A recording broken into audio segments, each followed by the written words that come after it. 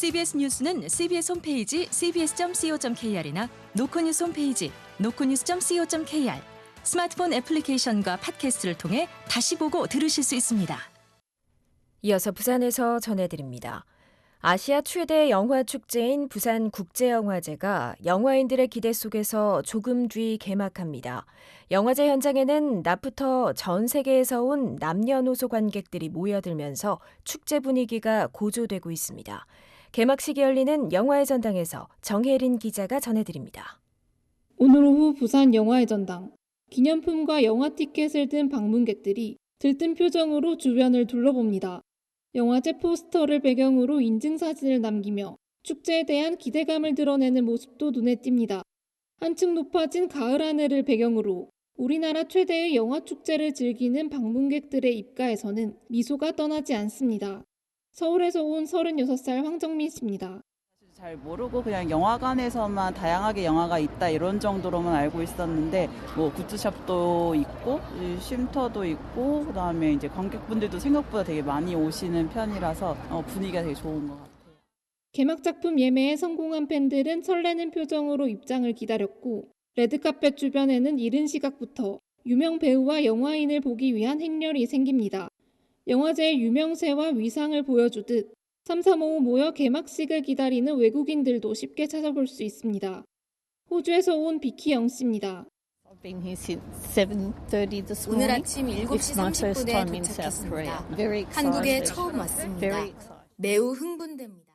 29번째 부산국제영화제는 잠시 뒤인 저녁 6시 영화의 전당 야외극장에서 개막식을 열고 열흘간의 여정을 시작합니다. 개막작으로는 영화제 역사상 처음으로 OTT 작품인 전란이 상영되고 영화제 기간 전 세계 63개 나라 278편의 작품들이 영화팬들을 찾아갑니다. 국내외 유명 영화인이 직접 관객과 소통하는 행사도 열리고 동네방네 비프 등 부산 곳곳을 배경으로 한 각종 부대 행사도 잇따라 마련됩니다. CBS 뉴스 정혜린입니다. 부산 글로벌 허브 도시 특별법 제정을 촉구하는 범시민 서명운동 참여 인원이 개시 한 달여 만에 목표치인 100만 명을 넘어선 138만 명을 돌파했습니다. 부산시는 이 같은 시민 염원을 토대로 올해 안에 특별법이 국회를 통과할 수 있도록 총력전에 나선다는 방침입니다. 박중석 기자가 보도합니다. 부산 글로벌 허브 도시 특별법 제정을 촉구하는 100만 시민 서명운동에 모두 138만 4,090명이 참여한 것으로 최종 집계됐습니다. 서명운동에는 오프라인으로 82만여 명이 참여했고 시 홈페이지와 동백전 플랫폼, 공공도서관 포털 등 온라인으로도 55만여 명이 힘을 보탰습니다. 지난 8월 27일 범시민추진협의회 출범과 함께 시작한 서명운동은 33일 만인 지난달 28일 목표치인 100만 명을 넘어섰는데 이는 역대 부산에서 있은 서명운동 중 최단 기간 100만 돌파입니다. 시는 이번 서명운동이 목표를 달성할 수 있었던 배경으로 시민단체의 적극적인 참여와 유명인사의 인증 챌린지, 출향인사와 향후회 등 지역의 경계를 초월한 동참 등을 꼽았습니다.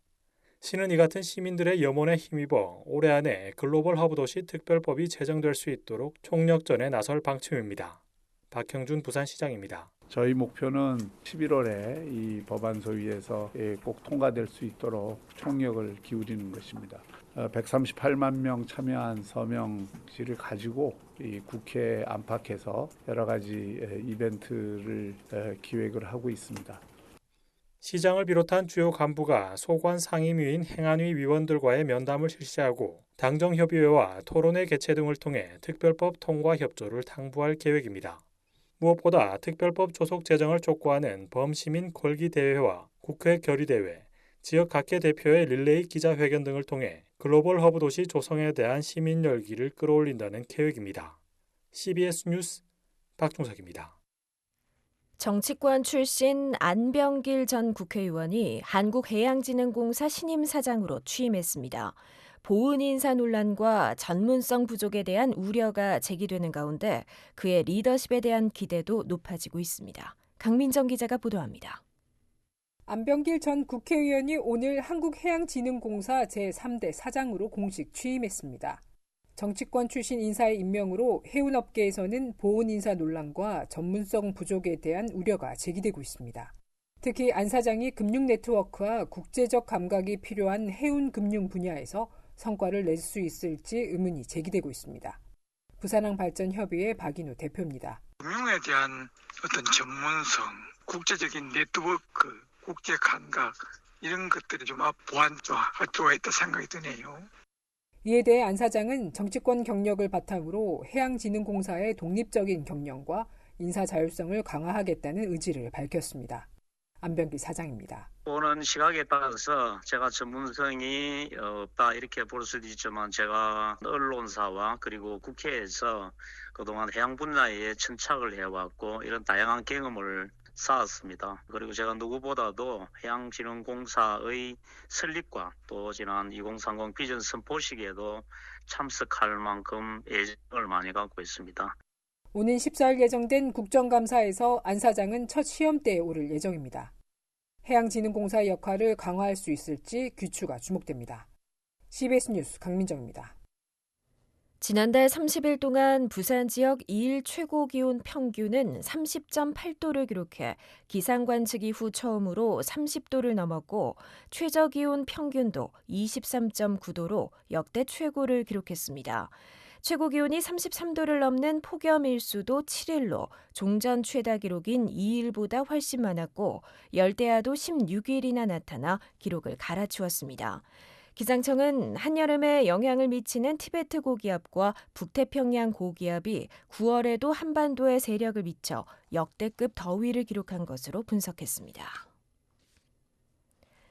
부산 지역 물가 상승률이 5개월 연속 2%대를 기록했습니다. 동남지방통계청에 따르면 9월 부산 지역 소비자 물가 지수는 114.67로 지난해 같은 달에 비해 2% 올랐습니다. 장바구니 물가를 나타내는 생활 물가는 공동주택관리비가 14.2%, 시내버스료 25.2% 상승한 것으로 나타났습니다. 국민의힘 윤일현 금정구청장 보궐선거 후보는 오늘 오후 기자회견을 통해 야권이 내세운 정권 심판론을 비판했습니다. 윤 후보는 야당들이 정책과 비전은 뒷전으로 미루고 오로지 정권 심판과 야권 단일화만 맺히며 금정을 중앙정치의 정쟁거리로 이용하고 있다고 지적했습니다. 그는 박형준 부산시장과 백종원 의원의 활약으로 마지막 단계만 남은 침례병원 정상화에 민주당이 관심을 보여준 건 그나마 다행이라며 선거 결과에 관계없이 끝까지 국민의힘과 함께해달라고 당부했습니다. 더불어민주당 부산시당은 오늘 오전 부산시의회에서 열린 기자회견을 통해 윤석열 정권 심판을 위해 금정구청장 보궐선거에서 총력전을 펼치겠다고 선언했습니다. 민주당은 폭주하는 윤석열 정권 임기 중반에 부마항쟁이 시작된 금정구에서 치러지는 선거의 의미는 중차대하다며 금정구민들이 변화의 신호탄을 쏘아달라고 호소했습니다. 조국혁신당과의 후보 단일화에 대해 이재성 부산시당 위원장은 현재 단일화가 추진되고 있으며 머지않아 기쁜 소식을 전할 것이라고 언급했습니다. 부산소방이 응급신고를 받은 뒤 현장에 출동했지만 잘못된 지도 정보 때문에 구조자를 찾지 못한 일이 발생했습니다. 지난달 8일 부산소방재난본부는 몸이 아파 병원에 가야 한다는 119 신고를 받은 뒤 신고자가 말한 주소지를 찾아갔지만 건물을 발견하지 못했고 결국 이 남성은 일주일 뒤 숨진 채 발견됐습니다. 소방당국은 구조 시스템이 사용하는 포털 지도에 오류가 있어 건물을 찾지 못한 것 같다며 대책을 마련하겠다고 말했습니다. 부산지법 동부지원은 기장지역 어민들이 한국수력원자력을 상대로 낸 고리원전 온배수 피해보상 소송에서 피해보상 감정액의 60%와 2012년부터 발생한 지연이자를 5%로 계산해 배상하라며 어민 일부 승소 판결을 내렸습니다. 날씨입니다. 개천절이 내일 부산은 새벽부터 비가 내리겠습니다. 이번 비는 10에서 60mm의 강우량을 보인 뒤 모레 새벽쯤 그치겠습니다.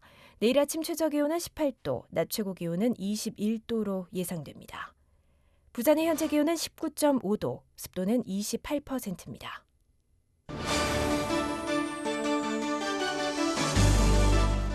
CBS 저녁 종합 뉴스를 마칩니다. 지금까지 진행해 기술 차유진, 기자 박중섭, 아나운서 김정현이었습니다.